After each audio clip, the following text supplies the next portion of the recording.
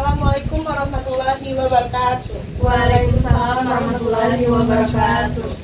Sebelumnya, perkenalkan nama saya Miftah Kamil Fadila. Saya dari Poltekkes Kemenkes Bengkulu dari jurusan Sarjana Terapan Keperawatan plus Profesional.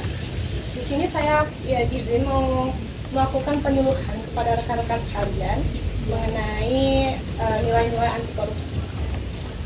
Saya minta waktunya sekitar 10-15 menit. Apakah rekan-rekan bersedia? Boleh. Oke, sebelum itu saya izin membagikan brosur terlebih dulu ya.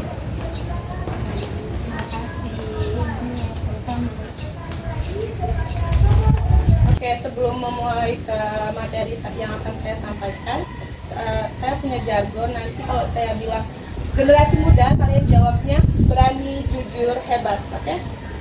Siapa boleh kita mulai? Boleh. Generasi muda, Berani, jujur, hebat. Oke, terima kasih.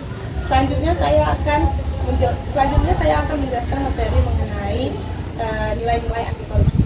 Oke, sebelumnya ada yang tahu apa itu korupsi? Korupsi itu kecurangan. Oke, betul. Korupsi itu merupakan tindakan kecurangan. Saya luruskan kembali.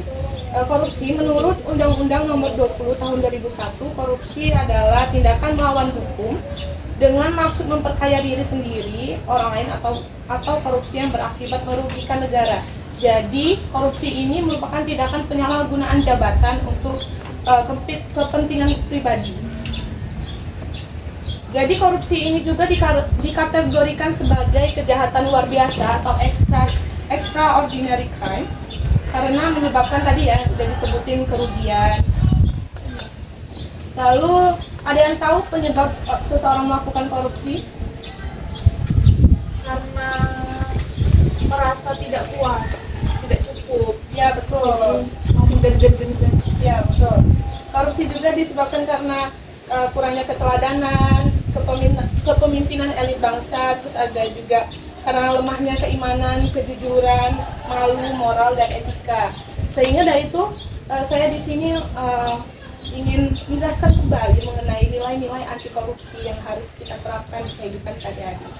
Nilai-nilai anti korupsi sendiri itu ada 9.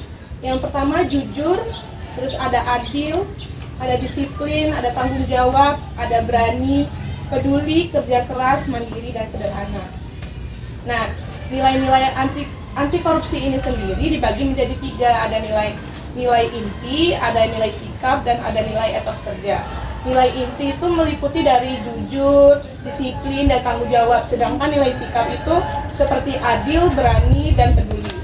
Dan nilai etos kerja seperti kerja keras, mandiri, dan sederhana. Nah, dari 9 nilai-nilai anti korupsi tadi mungkin agak susah ya untuk diingatnya.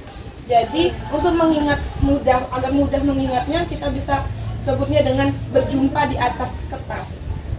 Ya, berjumpa yaitu ada berani, jujur, mandiri, peduli, adil, disiplin, kerja keras, tanggung jawab, dan sederhana. Oke, di sini rekan-rekan ada yang tahu contoh tindakan korupsi yang sering terjadi? Korupsi waktu. Ya betul. Ada lagi? Ya, korupsi mencontek. Ya betul. Jadi contoh tindakan korupsi yang biasa terjadi di mahasiswa mungkin ya, dan di sekolah-sekolah biasanya terjadi. Yang pertama ada mencontek, bolos kuliah, terus ada titip absen, terus ada copy paste tugas teman ya. Terus ada juga memberikan hadiah untuk dosen juga, itu termasuk tindakan korupsi. Lalu ada memasukkan data-data juga, itu merupakan tindakan korupsi. Oke, dari yang saya jelaskan tadi mengenai korupsi, penyebab korupsi, nilai-nilai, dan contohnya, apakah ada yang mau ditanyakan? Saya mau bertanya Ya boleh. Oke. mengenai semisal kan kita janjinya mau ketemuan jam 2 sore ya. Nah, kita udah sampai nih jam 2 sore. Kita nungguin teman kita yang janjinya katanya jam 2 sore, tapi dia baru datangnya jam 3. Apakah itu termasuk korupsi? Oke, jadi itu termasuk korupsi ya, itu namanya berarti dia korupsi waktu. Karena kan kita udah janjian nih di jam 2 tadi kan, udah janjian jam 2 Ya. seharusnya dia harus bisa datang tepat waktu. Nah, itu juga masuk ke nilai-nilai anti korupsinya, tanggung jawabnya, harus waktu disiplinnya juga. Terima kasih. Ya, ada yang mau ditanyakan lagi? Sudah cukup? Oke, jadi dari penyuluhan hari ini bisa disimpulkan bahwa korupsi merupakan tindakan penyalahgunaan yang merugikan masyarakat sekitar. Lalu nilai-nilai korupsi tadi juga ada disingkat dari berjumpa di kertas ya. Lalu juga contoh tindakan korupsi yang biasa terjadi di kampus ataupun di lingkungan mahasiswa seperti mencontek, lalu ada bolos dan titip absen, copy paste tugas. Baik, mungkin itu saja yang bisa saya sampaikan pada penyuluhan sore hari ini. Terima kasih atas waktunya dan partisipasinya.